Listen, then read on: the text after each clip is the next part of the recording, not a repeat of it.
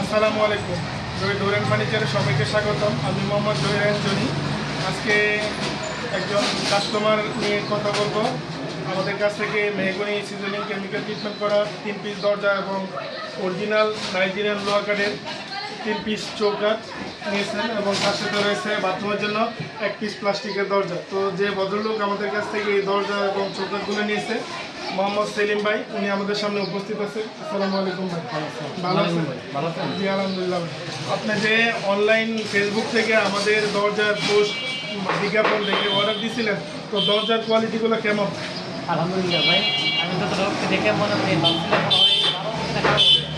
আশা করতে অনেক গুণগত মান ভালো, আর অনেক ভালো মানগুলো। যেরকম নকশা চাইছিলেন আমরা দিতে পারছি কি? হ্যাঁ, আর আমাদের যে নাইজেরিয়ান লোহা কাঠের চৌকাঠগুলো, কাঠগুলো কি ঠিক আছে কিনা, অরিজিনাল কিনা? জি ভাই, ঠিক আছে। জি ভাই, দোয়া করবেন আমাদের জন্য। আর সবসময় আর ভাইয়ের দরজার যে ডিজাইনগুলো, এটা হচ্ছে ভাইয়ের বেডরুমের দরজা 3 ফিট বাই 7 ফিট, আর এটা হচ্ছে ভাইয়ের বাথরুমের জন্য প্লাস্টিকের দরজা।